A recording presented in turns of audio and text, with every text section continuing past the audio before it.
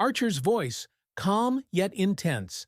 The day they fired me, I smiled and walked out without a word.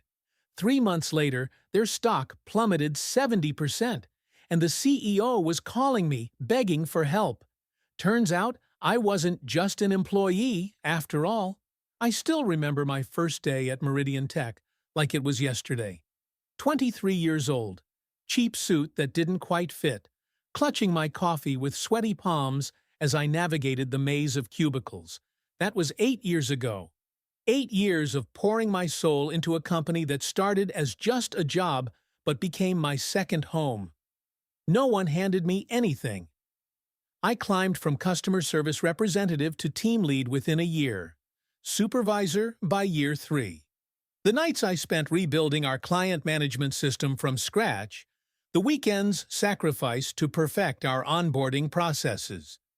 My wife would joke that she was married to Meridian too. She wasn't wrong. By year 5, when they promoted me to operations director, I'd already built something special without realizing it. It wasn't just the efficiency metrics that tripled under my watch. It was the way people started looking forward to Mondays. The way our client retention rate hit 97% when the industry average hovered at 68%. The way teams from different departments would spontaneously collaborate on projects no one assigned them. Archer, what's your secret? Our old CEO, Martin, asked me once during a quarterly review. I remember running my hand through my hair, embarrassed by the attention. No secret, I told him. I just make sure everyone feels like an owner, not an employee. Martin laughed and slapped my shoulder. Well, whatever you're doing, keep doing it. This place runs on Archer energy. We weren't perfect, but we were family. When Jenna from accounting lost her mother, the team organized meal deliveries for 6 weeks. When Tim's son was diagnosed with leukemia, we all donated our vacation days so he could be at the hospital. I didn't mandate any of it. I just created the space where people could be human first, employees second. Then came the acquisition. Horizon Group, a corporate behemoth with deep pockets and shallow values. The announcement came on a rainy Tuesday. Martin, looking defeated, introduced the new executive team with their perfect hair and empty smiles. I felt a knot form in my stomach as they spoke about synergies and optimization opportunities. "We're not here to change what works," said Vanessa Clark, our new CEO, her voice dripping with rehearsed sincerity. Her eyes never quite met ours as she gestured to PowerPoint slides filled with corporate platitudes. "We value the incredible culture you've built here." I wanted to believe her. God, I tried to believe her. That night, I had dinner with Martin, who was taking his golden parachute and retiring to Florida. "Watch your back, Archer," he warned, his voice low as he swirled his whiskey. "These people, they talk about culture, but all they see are dollar signs." I nodded, but secretly thought I could bridge the gap. Help them understand what made us special. For the first month, they observed. Vanessa and her team of consultants with their clipboards and questions. Always watching, always taking notes. I invited them to our monthly volunteer day at the local shelter, our Friday brainstorming sessions, our celebration when we landed the Patterson account. They smiled, they nodded, they took more notes. Then came the suggestions. Small changes at first. Cancel the monthly team lunches. Too expensive. End the flexible work-from-home policy. Need more oversight. Replace our collaborative project management style with rigid reporting structures. With each change, I felt something precious slipping through my fingers. When I pushed back in meetings, presenting data on how our culture directly impacted our bottom line, Vanessa would smile tightly. "That's an interesting perspective, Archer," she'd say, before moving on as if I hadn't spoken. The condescension in her voice made my blood boil, but I kept my composure, determined to protect what we'd built. I didn't realize then that I was already marked for removal, that while I was fighting to preserve our soul, They were already measuring the office for new furniture and planning my replacement. I didn't know that everything I loved about Meridian was about to be systematically dismantled, and that I would be forced to watch it burn before being shown the door. And I certainly had no idea that their decision to fire me would be the beginning of their own undoing. The beginning of the end came 3 months after the acquisition. I was presenting our quarterly client satisfaction metrics, still stellar despite the changes, when Vanessa interrupted me mid-sentence. "These reports are nice, Archer, but let's talk about your team's resistance to our new protocols." Her voice was honey-coated poison, eyes locked on mine in a silent challenge. The conference room fell deathly quiet as everyone looked down at their notepads. Cowards? Resistance? I kept my voice level. "My team has implemented every change you've requested, even the ones that made no sense operationally." Vanessa's smile tightened. "There's implementing, and then there's embracing. Your attitude sets the tone, and frankly, it's becoming a problem." Something snapped inside me. After months of swallowing my pride, watching them dismantle everything we'd built, I couldn't take it anymore. I slammed my hand on the table, the sharp crack making everyone jump. "My attitude?" I was on my feet now, voice rising. "I've given 8 years of my life to this company. I built the systems you're now optimizing into oblivion. I cultivated the client relationships you're now destroying with your cookie-cutter approach." Derek, the new CFO, a man whose greatest talent was creating spreadsheets justifying layoffs, stood up with his finger pointed at my chest. "You need to calm down right now, or—" I knocked his hand away. "Or what? You'll fire the only person who actually understands how this place works." The room exploded. Vanessa shouting for security, Derek red-faced and sputtering, my loyal team members looking terrified. In that moment, I saw everything with crystal clarity. They had never intended to preserve what made us special.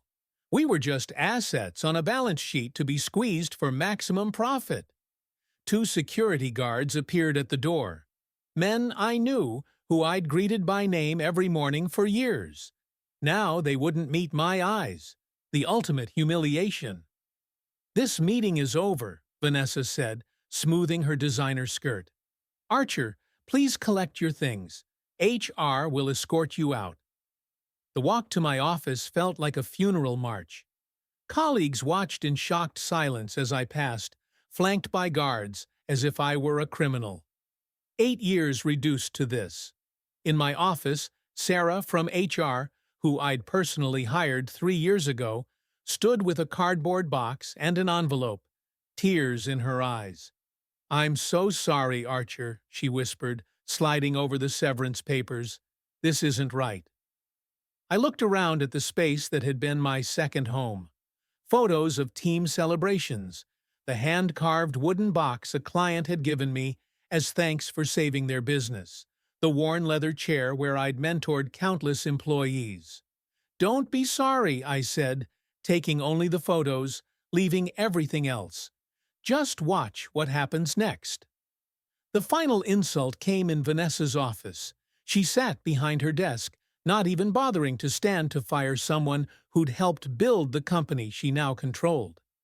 "You're simply not a cultural fit anymore, Archer," she said, examining her manicure while delivering the line she'd probably rehearsed. "We need team players who embrace our vision." I laughed then, a genuine, hearty laugh that made her look up in surprise. "That's rich, Vanessa. I literally created the culture you're destroying. But you're right about one thing. I don't fit into whatever soulless corporate machine you're building." Her face flushed with anger. "Your severance is generous. Sign the papers, which include a non-disclosure agreement, and—" I tore the papers in half, the sound extraordinarily satisfying in the quiet office. "Keep your hush money. I won't need it." For a brief moment, fear flickered across her face. "Don't be stupid. You've got a mortgage, a family. Think about your future." "I am," I said, standing to leave. For the first time in years, I'm thinking about my future instead of this company's, and it looks bright. As I turned to walk out, Derek burst in. Did he sign? The desperation in his voice was interesting. He tore up the papers, Vanessa said, voice tight with controlled rage. Derek stepped toward me, grabbing my arm. Listen, you arrogant bastard, you will sign these papers or… I didn't let him finish.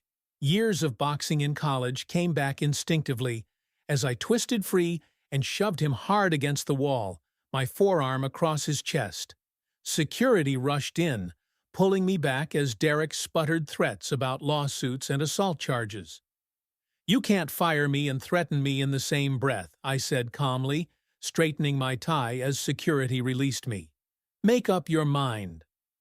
Walking out of those glass doors for the last time, badge confiscated, like I was some kind of security risk, I felt a strange mix of grief and liberation. 8 years of my life, relationships I'd cherished, a mission I'd believed in, all gone in an afternoon. What they didn't know was what I was taking with me. Not physical items or company secrets, but knowledge. Knowledge of the intricate client relationships I'd cultivated personally. Knowledge of the unwritten processes that made everything work. Knowledge that existed only in my head because I'd been too busy doing the work to document every detail. As I drove home in stunned silence, my phone exploded with messages from colleagues expressing shock and support. One text from James, our biggest client's CEO, caught my eye. Heard what happened? Those idiots? Call me tomorrow. By the time I pulled into my driveway, the numbness was wearing off, replaced by something unexpected. A smile spreading across my face. They thought they had won today. They thought they had all the power. They had no idea what was coming next. The first week after being fired was the hardest. I'd wake up at 6 a.m. out of habit, reach for my phone to check emails, then remember. There was nothing to check. No fires to put out. No team depending on me. Just silence and the crushing weight of rejection. My wife found me at 3 a.m. one night, sitting in the dark of our kitchen, nursing a whiskey and staring at nothing. She didn't speak, just wrapped her arms around me from behind, her chin resting on my shoulder. They didn't just take my job, I whispered, voice cracking. They took my purpose. No, she said firmly, turning me to face her. They took a position. Your purpose is still yours. She took the glass from my hand. And it's bigger than Meridian ever was. That night changed everything. I stopped mourning what I'd lost and started envisioning what could be. The next morning I called James, the CEO, who had texted me after my firing. We met for lunch at his club, away from prying eyes and corporate spies. Those idiots, he said the moment we sat down, not bothering with pleasantries. 3 meetings with their new team, and I'm already looking for another vendor. They don't understand the first thing about our business. I nodded, sipping my water. They understand spreadsheets, not relationships. James leaned forward, lowering his voice.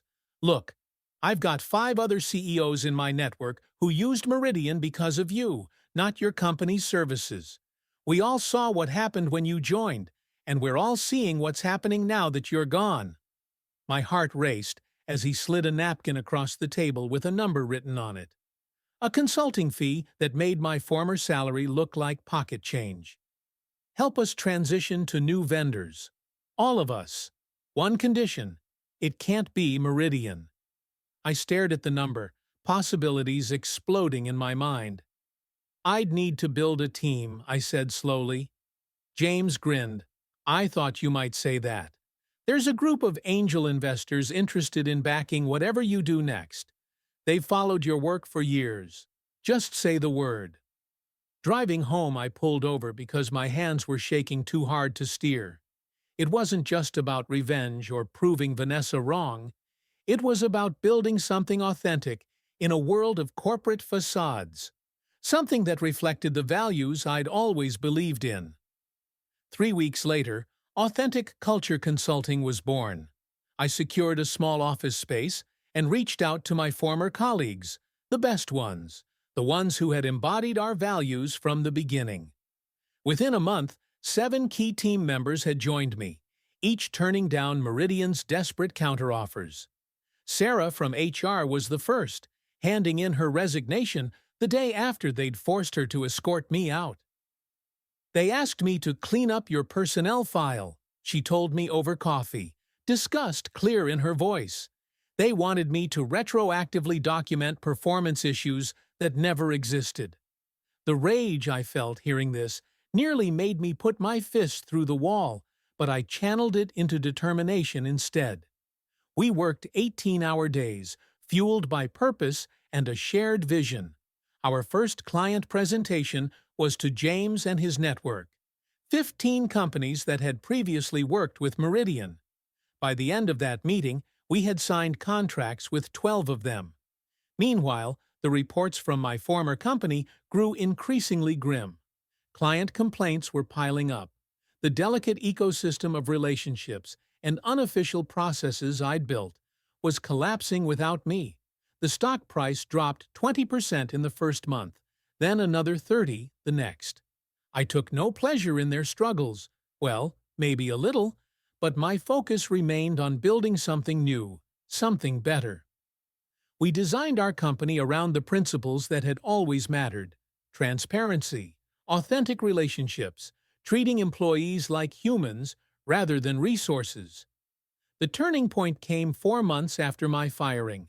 I was working late when my phone rang, a number I didn't recognize. Archer. The voice was tentative, almost unrecognizable in its humility. It took me a moment to place it. Derek? I couldn't keep the surprise from my voice. The man who had threatened me during my firing was now calling me directly. "Look, this isn't official," he said, voice low as if he feared being overheard. "But we're in trouble. The Patterson account is threatening to leave. 3 more might follow. The board is asking questions Vanessa can't answer." I leaned back in my chair, saying nothing, letting the silence stretch uncomfortably. I may have been hasty in our assessment," he continued, the words clearly painful for him to articulate. "Your understanding of our core operations was more integral than we realized." "You mean you fired the wrong person, and now you're paying the price," I translated flatly. A pause. "Something like that." "What exactly are you asking, Derek?" He cleared his throat. "Would you consider coming back?" "As a consultant, to help us through this transition period. The board has authorized a substantial fee." The offer was everything I'd fantasized about in those first dark days after being fired. Vindication, recognition, the sweet taste of them needing me after discarding me. But as I looked around at the office I'd built, the team that had followed me, the vision we were bringing to life, I realized something profound. I didn't want to go back, not even to gloat. "I appreciate the call, Derek," I said, with a calm I genuinely felt. "But I'm exactly where I'm supposed to be." After hanging up, I walked to the window overlooking the city lights. 8 months ago, being fired had felt like the end of my world. Now I recognized it for what it was: the universe forcing me to outgrow a space that had become too small. The company I'd loved was gone, replaced by a hollow shell of corporate buzzwords and short-term thinking. But what I was building now was stronger, truer to my values, and entirely mine. My phone buzzed with a message from my wife. "Coming home soon? The team is here for dinner. We're celebrating." I smiled, grabbing my jacket. The real revenge wasn't watching Meridian crumble without me. It was thriving without them. Building a culture they could never destroy because they could never understand it. And that was just the beginning. 6 months after Derek's desperate phone call, I was preparing for the biggest presentation of my career when my assistant rushed in with wide eyes. "Vanessa Clark is in the lobby," she whispered, as if speaking the name might summon a demon. She doesn't have an appointment, but says it's urgent. A cold wave washed over me. I hadn't seen Vanessa since the day she fired me, though I'd followed Meridian's public downfall from afar. Their stock had plummeted 70% in 9 months. 3 board members had resigned. Industry blogs were calling it the fastest corporate culture collapse in tech history. "Send her in," I said, straightening my tie, not the cheap one from my first day at Meridian, but a handmade Italian silk, a gift from a grateful client. When Vanessa walked in, I barely recognized her. Gone was the immaculate power suit and confident stride. Her hair hung limp, dark circles shadowed her eyes, and she clutched her designer handbag like a shield. The invincible CEO had been humbled by reality. "Archer," she said, her voice smaller than I remembered. "Thank you for seeing me." I gestured to a chair but remained standing. Power dynamics. She'd taught me that, ironically. "What can I do for you, Vanessa?" She placed a folder on my desk, hands trembling slightly. "The board called an emergency meeting yesterday. I've been asked to step down, effective immediately." I kept my face neutral despite the surge of vindication flooding my chest. "I'm sorry to hear that." "No, you're not," she said with a bitter laugh, then quickly composed herself. "And you shouldn't be. I made a terrible mistake with you." I raised an eyebrow but said nothing. "The board has authorized me to offer you this." She slid the folder toward me. "Full creative control, twice your former salary, stock options that would make you the third largest shareholder. They want you to come back and fix what we broke." I opened the folder, scanning the offer that would have seemed miraculous a year ago. Now it felt hollow. "I have to ask," I said, closing the folder. "What happened?" Vanessa's professional mask cracked, raw emotion bleeding through. "Everything you warned us about. The Patterson account left, then Sullivan, then half our client base. Your team, the ones who stayed, are going through the motions. The culture is toxic. No one trusts leadership." She leaned forward, desperation in her eyes. "We didn't understand what you built until it was gone." I walked to the window overlooking our new office space. 3 floors in a downtown high-rise, already nearly full with my growing team. Through the glass walls, I could see them collaborating, laughing, creating with the same passion I'd once nurtured at Meridian. "You know what your biggest mistake was?" I asked quietly. "You thought culture was something you could acquire, like equipment or intellectual property. But culture isn't built in boardrooms or strategy sessions. It's built in 1,000 tiny moments of trust. The time I stayed until midnight, helping Mike finish a project for his big presentation. The baby shower we threw for Rachel when her family couldn't be there. The way we celebrated failures as learning opportunities instead of looking for someone to blame." I turned back to face her. "You can't buy that with acquisition money. You can't mandate it with policy changes. And once you destroy it, you can't just hire it back." "We know that now," she whispered, tears welling in her eyes. "Please, Archer, the board is prepared to remove everyone from my leadership team. Clean slate. Whatever you want." For a split second, I wavered. Not from temptation to accept, but from the sheer weight of seeing someone so thoroughly broken by their own arrogance. Then I remembered the humiliation of being escorted out by security, the colleagues who had cried in my office, the culture that had been dismantled by spreadsheet logic. I handed the folder back to her.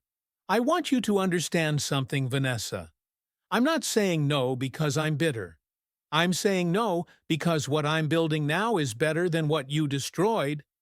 Her face flushed with anger, the old Vanessa briefly resurfacing. "Better? You've poached our best talent, stolen our clients." "I didn't steal anything," I cut her off sharply. "Those people chose to follow me because they believed in something larger than profit margins. Those clients chose to work with us because we deliver value through relationships, not just services." "So that's it?" she snapped, standing abruptly. You'll just let Meridian die? All those jobs lost, all that history. Gone? I smiled slightly. You still don't get it. This was never about destroying Meridian. This was about building something authentic, something that can't be dismantled by the next corporate takeover. As if on cue, my assistant knocked and entered with a group of familiar faces. 5 former Meridian employees who had just been hired by my company after being laid off in the latest round of cuts. Vanessa's eyes widened in recognition. That's our entire product development team. Our new innovation division, I corrected gently. Starting Monday. The silence that followed was deafening. Vanessa gathered her composure with visible effort, straightening her shoulders as she turned to leave. At the door, she paused. For what it's worth, you were right. About everything. It must have cost her to say those words. I know, I replied simply. After she left, I canceled my remaining meetings and drove to the botanical gardens where my journey had begun. 8 years earlier, fresh out of college, I'd sat on these same benches preparing for my Meridian interview, rehearsing answers to questions I thought would change my life. Now, watching the sunset paint the sky in brilliant oranges and purples, I reflected on the lesson I'd learned at such great cost. True value isn't found in titles or stock options or corner offices. It's found in creating environments where people can bring their full, authentic selves to work, where purpose drives profit, not the other way around. My phone buzzed with a text from my wife. Just saw the news. Meridian filing for Chapter 11. You okay? I smiled, typing back. Never better. Bringing home champagne. We're celebrating life after corporate death. As I stood to leave, I noticed a young man in an ill-fitting suit nervously reviewing notes on a bench nearby. The scene was so familiar it made me chuckle. I approached him with a smile. Interview? I asked. He looked up, startled. Yes, sir. First big opportunity after college. I handed him my business card. When you're done here, come see me. I'm always looking for people who care more about building something meaningful than climbing corporate ladders. The confusion on his face melted into cautious hope as he read my name. You're the one who... Just a guy who learned the hard way that getting fired can be the best thing that ever happens to you, I said with a wink. Sometimes you have to lose everything to realize what you never actually needed. Walking back to my car, I felt lighter than I had in years. Meridian would fade into corporate history, another cautionary tale of valuing spreadsheets over people. But what we were building, this culture of authenticity and purpose, that would outlast any balance sheet. The ultimate revenge wasn't watching them fail. It wasn't even succeeding without them. It was creating something so genuine that it made their hollow corporate shell impossible to sustain in comparison. It was proving that culture isn't something you acquire. It's something you cultivate, one authentic human connection at a time. And as the sun set on Meridian Tech, it was just beginning to rise on what came next.